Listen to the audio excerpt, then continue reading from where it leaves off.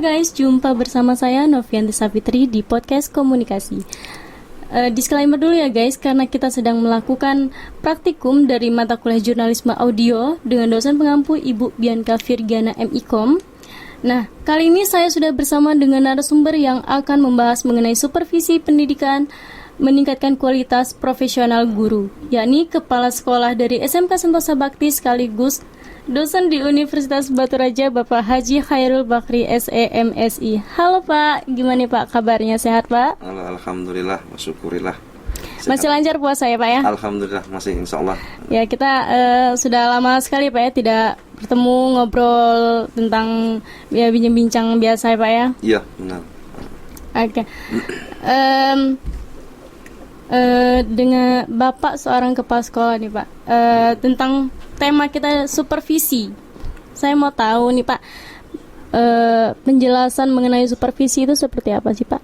Nah ini, baiklah, bismillahirrahmanirrahim. Assalamualaikum warahmatullahi wabarakatuh. Saya dari SMK Sentosa Bakti Batu Raja selaku pimpinan atau kepala sekolah. Di sini tadi saya dikenalkan oleh saudari Novi ini selaku narasumber sebagai untuk apa? Penjelasan atau tentang supervisi sekolah itu. Bela di sini supervisi di sekolah memang sangat dibutuhkan oleh sekolah. Bahkan itu merupakan tugas pokok dari kepala sekolah atau pimpinan sekolah. Karena supervisi itu untuk mengetahui persiapan kinerja guru-guru untuk menyampaikan di dalam materi. Nah, jadi mau tidak mau, penting tidak penting harus diadakan. Bahkan seharusnya supervisi itu dalam satu semester itu dilaksanakan 2 kali. Minimal lah satu semester itu 1 kali. Jadi 1 tahun pelajaran itu 2 kali. Minimal ya. Sama halnya setelah sekolah itu membuat kurikulum, menyiapkan segala sesuatu persiapan guru-guru, baru harus menyiapkan jadwal supervisi untuk sekolah. Begitu pentingnya supervisi di sekolah itu. Nah itu. Baik Pak, berarti itu seperti ya pengawasan lah Pak ya. Betul. Pengawasan untuk bagi gurunya, bagaimana cara berinteraksi dengan siswanya. Dengan gitu, siswa, Pak. dengan lingkungan Dengan mengajar gitu. Baik Pak, selain mengenai penjelasan supervisi, menurut Bapak fungsi dan tujuan dari supervisi itu apa Pak? Ya itu tadi, untuk mengetahui kesiapan. Pertama itu untuk mengetahui kesiapan daripada guru itu dalam menyampaikan materi. Misal guru itu kalau dulu kan sistem pendidikannya berbeda dari tahun ke tahun, berkaitan dengan pergantian pengembangan di bidang kurikulum. Jadi tujuan daripada supervisi itu yang utamanya itu untuk mengetahui apakah guru tadi betul-betul di dalam penyampaian materi, di dalam penyampaian mata pelajaran yang diampuhnya itu dapat terserap oleh siswa. Itu tujuannya itu tadi. Nah, di samping itu juga dengan adanya supervisi kita melihat secara langsung lah guru itu di dalam kelas. Secara langsung berapa besarlah untuk dia menguasai kelas dan menguasai anak-anak didik tadi supaya yang disampaikannya tidak tersia-sia. Oke, baik Pak. Oke. Kemudian apa sih yang menjadi syarat atau yang menjadi kategori bahwa supervisi pendidikan itu dapat dikatakan sebagai pendidik yang profesional itu selain adanya dari bukti atau ya sertifikat gitu. Nah, jadi supervisi itu ada dinamakan supervisi melalui lapangan. Artinya pimpinan atau kepala sekolah beserta guru-guru yang senior untuk setelah dia membuat jadwal turun ke kelas, dan ada juga secara interview. Nah ini untuk mengetahui apakah sudah profesional atau belum guru tersebut kan, ya kita lihat dari persiapannya itu tadi. Yang jelas guru sekarang ini kan sudah harus membuat semacam rencana proses pembelajaran supaya apa yang materi yang disampaikannya itu tidak melebar-lebar jauh. Apalagi sekarang ini kan kurikulum merdeka, guru memang betul-betul dituntut profesional dalam membuat modul. Nah ini modul itu ya katakanlah guru itu sudah dididik diharuskan untuk membuat suatu karya materi atau materi pembelajarannya untuk yang disampaikan kepada anak-anak tadi. Nah ini. Jadi apakah pernah terjadi dalam supervisi itu apa tidak pernah terlaksanakan, Pak? Banyak pernah. Bahkan ada guru itu ya kaget dan gimana atau lupa dengan jadwal yang sudah dibuat kan. Dan ada yang belum dibawa, tidak terbawa. Misalnya rencana pembelajaran. Jadi yang dibawa oleh guru ke kelas itu sudah ada perangkat-perangkat pembelajaran. Memang betul-betul dituntut itu. Kalau memang sudah siap, mantap. Nah ini baru bisa kita. Oke, baik Pak. Ini Pak, ini tanggapan Bapak sendiri nih. Bapak kan seorang kepala sekolah nih Pak, seorang pemimpin. Bagaimana tanggapan Bapak jika tidak melakukan supervisi dengan baik Pak? Nah ini, ibaratnya kalau sekolah itu tidak melaksanakan supervisi, tadi kan sudah dikatakan harus wajib lah minimal itu 1 semester 1 atau 1 semester 1 tahun itu 2 kali. Jadi 1 semester 1, semester genap pun 1. Seandainya tidak melakukan supervisi, pertama sebagai pimpinan kurang perhatian lah terhadap guru. Kurang perhatian itu yang secara moral ya, secara moral. Tapi kalau secara administrasi ya sekolah rasanya akan gimana ketimpangan. Minimal kita melihat atau bertanya atau komunikasi dengan guru yang lain atau dengan teman sejawat di tempat lingkungan kerja untuk mengetahui kondisi fisik, kondisi guru tersebut. Nah ini dengan adanya komunikasi semacam itu, maka kita mengetahui biar sekolah itu menjadi terarah itu loh kalau di supervisi. Kalau tanpa supervisi ini tadi kan setiap tahunnya harus ada supervisi itu Pak, minimal sekali atau 2 kali. Bagaimana kalau misalnya tidak sesuai dengan jadwalnya Pak? Nah, solusinya itu gimana Pak? Jadi supervisi itu tidak mesti dan tidak harus ditangani atau dilaksanakan oleh kepala sekolah. Nah, misalkan di SMK, ya katakanlah di SMK swasta ya, SMK swasta itu kepala sekolah dibantu dengan guru 4 orang wakil kepala sekolah atau 3 wakil kepala sekolah di bidang kurikulum, bidang humas, bidang kesiswaan. Wakil kepala sekolah diwajibkan untuk mensupervisi. Kemudian dibantu juga oleh kepala program keahlian yang sesuai dengan ada di sekolah tersebut. Jadi mereka ini yang membantu kepala sekolah dalam melaksanakan supervisi. Jadi tidak semuanya itu dikerjakan oleh kepala sekolah. Nah ini tinggal mereka sesuai dengan jadwal untuk melaksanakan supervisi berdasarkan jadwal tadi. Seandainya memang tidak bertepatan dengan jam pelajarannya atau begini, atau ada hal-hal yang lain yang bisa katakanlah agak melenceng dari jadwal, ya itu bisa dikomunikasikan. Yang jelas ada komunikasi interaktif antara guru sama guru dan guru sama siswa. Nah, itu. Lalu menurut Bapak supervisi yang efektif itu bagaimana Pak? Yang efektif itu ya itu tadi, pertama kita melaksanakan terjun ke kelas, melihat langsung. Kan kita kan sudah punya kuesioner nih, apa-apa kuesioner itu yang pertama.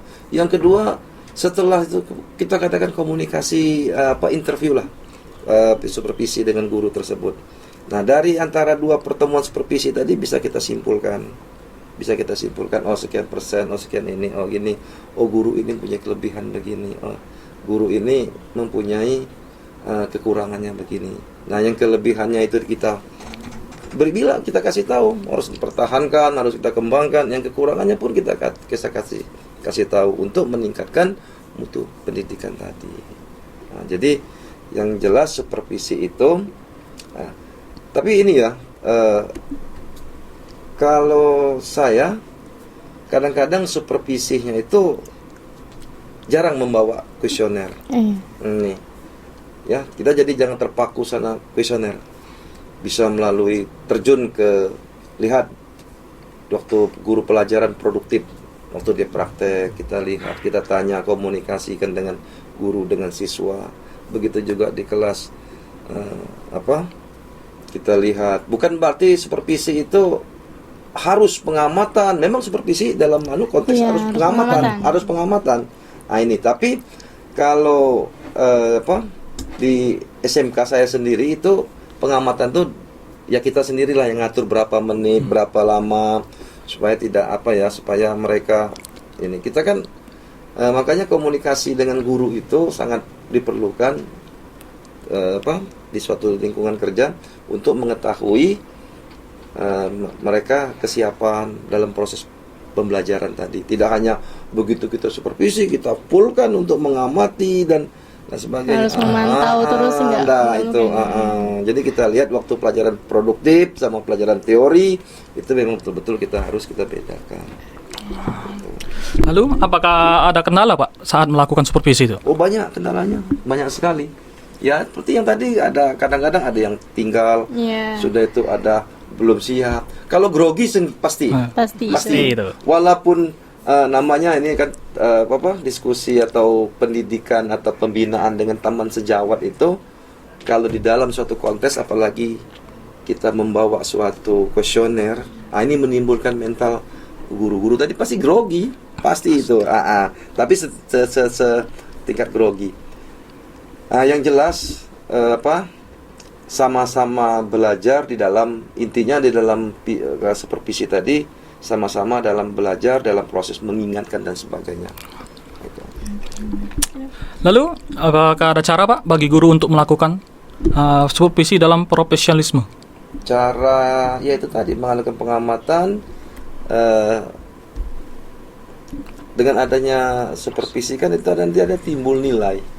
Dengan suatu kesimpulan timbullah nilai. Nah, nilai tersebut akan kita sampaikan kepada guru yang bersangkutan. Guru bersangkutan tersebut, ya kalau memang dia masih kurang harus kita kasih tahu, harus diberikan jalan keluarnya lah. Jalan keluarnya lah untuk meningkatkan apa-apa yang menjadi kendala-kendala di dalam pelaksanaan supervisi terhadap guru tersebut. Tapi alhamdulillah selama ini supervisi yang kami laksanakan ini, baik itu melalui pengamatan, baik itu melalui terjun lihat mereka ke kelas atau ke tempat dia praktek, alhamdulillah tidak menjadi kendala. Begitu juga dengan rencana yang secara administrasi walaupun mereka itu ada kekurangan, ada kekeliruan di dalam pembuatan rencana pembelajaran, tapi mereka sudah menyiapkan. Oke. Kemudian Pak, kalau Bapak tahu nih Pak, cara yang dilakukan oleh seorang guru dalam mengembangkan sikap profesionalnya itu seperti apa Pak? Ya yang pertama dalam pengembangannya ya. Yang pertama dia harus menguasai menguasai kelas tadi.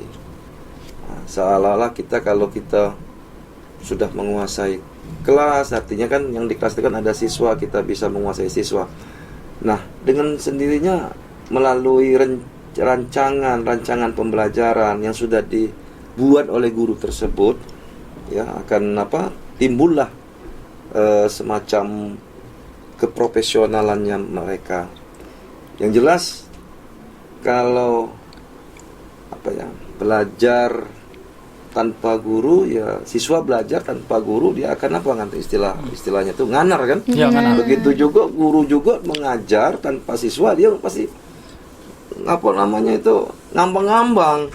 Nah, makanya untuk menyikapi keprofesionalan tadi ada interaktif antara guru dengan siswa dengan guru. Nah, itu berdasarkan sesuaikan dengan dengan kurikulum yang berkembang di masa-masa sekarang ini. Kemudian Pak, saya pernah punya pengalaman ya Pak. Kalau misalnya lagi di dalam kelas, lagi mengajar, ketika guru lagi menerapkan materinya, menjelaskan materinya, tapi kan kemudian staff yang lain datang nih ngajak ngobrol ngapa atau menanyakan apa, tapi lama-kelamaan ngobrol lupa dengan materi yang disampaikan. Betul. Kemudian siswa tadi kan kalau mau nanya, lu gimana saya mau nanya ke siapa, nanya ke teman belum tentu juga tahu gitu kan. Sedangkan gurunya lagi asik ngobrol. Nah, tanggapan Bapak seperti apa itu Pak tadi? Itu suatu kendala juga di apa proses pembelajaran ya, menjadi hambatan proses pembelajaran bagi guru yang semacam itu. Tapi tidak menjadi apa ya, tidak bukannya barang aneh lagi yang hal yang semacam itu. Bahkan dari kami selaku pimpinan, selaku melalui titipan omongan gayung bersambut, melalui teman dekat, waktu guru memberikan materi itu tidak usah diganggu, tidak usah dimasukin dan apa-apa. Guru pun begitu memasukin ini tidak usah mengganggu dirinya sendiri. Nah, yang maksud mengganggu dirinya sendiri itu ya itu tadi main HP dengan kasihkan dan sebagainya. Nah, jadi kan banyak macam. Itu pun kami sampaikan melalui yang aku katakan tadi, teman sedekat, teman dekat, melalui wakil-wakil kepala sekolah untuk menyampaikan yang hal-hal semacam itu. Bahkan setiap rapat itu perlu penekanan supaya tidak terjadi. Jadi waktu yang ada di dalam kelas tidak akan sia-sia. Nah, itu memang menjadi tantangan. Bahkan guru itu entah ya, kalau alhamdulillah, tapi kalau sekarang enggak. Kalau dulu itu sering ngasihkan tugas, ngasihkan catatan keluar. Ada yang main HP, ada yang ngobrol. Nah, alhamdulillah, menurut pengamatan kami menurut penglihatan bahkan supervisi itulah yang mengerem, yang mengerem, menyetop yang hal-hal yang negatif yang tadi yang kita katakan tadi. Dengan adanya supervisi itulah. Nah, jadi merupakan supervisi itu banyak sekali manfaatnya itu tadi untuk menyikapi keadaan juga di lingkungan di kelas dan lingkungan di sekolah itu tadi. Ya, sangat baiklah pokoknya supervisi itu yang dilakukan oleh sekolah. Ini. Oke, baik Pak. Kalau boleh tahu selain kurikulum 2013 nih Pak, kendala bagi seorang kepala sekolah itu menerapkan kurikulum merdeka itu apa saja nih Pak? Nah, ini. Jadi kurikulum ini ya kami salah satu guru ya sebagai ujung tombak di dalam pendidikan, sebagai ujung tombaknya Kementerian Pendidikan Nasional. Ini kendalanya banyak sekali sebenarnya. Tapi yang namanya guru tidak boleh mengungkapkan ketidaknyamanan, ketidakbisaan, ketidakpahaman. Nah, ini ya. Tapi sering dihadapi. Ini aku berbicara di lingkungan kami sendiri. Dari kurikulum 2006, kemudian KTSP, kemudian berubah lagi menjadi kurikulum 13, kemudian lagi pada tahun 2018 direvisi lagi kurikulum 13 yang revisi edisi 18. Kemudian lagi negara kita dilanda Covid, metu lagi kurikulum darurat untuk melaksanakan pembelajaran yang daring maupun luring. Nah, alhamdulillah sekarang ini muncullah kurikulum yang merdeka, yang terbagi, merdeka belajar, merdeka mandiri, merdeka berbagi. Bagi sekolah yang yang pertama level-levelnya biasa-biasa saja, itu ada termasuk kategori kurikulum belajar, merdeka belajar. Nah, kendalanya itu kurangnya pelatihan. Seperti kurikulum 2013 kemarin itu gencar sekali guru-guru dilatih. Itu yang pertama, dilatih begini. Nah, kurikulum merdeka ini kelihatannya belum, tapi walaupun tidak ada diklat dan tidak ada pelatihan, guru-guru sesama guru dia berdiskusi mencari hal-hal yang terbaru, yang terbaik di dalam untuk penyampaian materi tadi. Ya. Yang jelas kurikulum merdeka belajar itu bagi sekolah yang menerapkan semacam itu, dia masih mengadopsi kurikulum 2013, tapi sudah dimodernisasikannya menjadi kurikulum yang merdeka. Ya. Nah, itu yang pertama, pelatihan, kurangnya pelatihan. Yang kedua, masalah buku tulis, buku pegangan guru, buku ini. Tapi pemerintah melalui Kemendikbud sudah mengenjot penerbit-penerbit untuk menerbitkan buku-buku yang pegangan siswa dengan pegangan guru tadi. Alhamdulillah buku-buku itu pun harus sudah siap. Nah, itu. Oke, wow, seru banget nih teman-teman di luar. Hari ini kita membahas tentang supervisi pendidikan. Baik, cukup sekian podcast kita kali ini. Terima kasih untuk Bapak telah menyempatkan waktunya. Semoga apa yang disampaikan tadi kita bisa mempelajari dan meningkatkan lebih meningkatkan lagi untuk kedepannya ya Pak ya. Oke. Teman-teman semua, jangan lupa like, comment, and share, subscribe, dan bye-bye.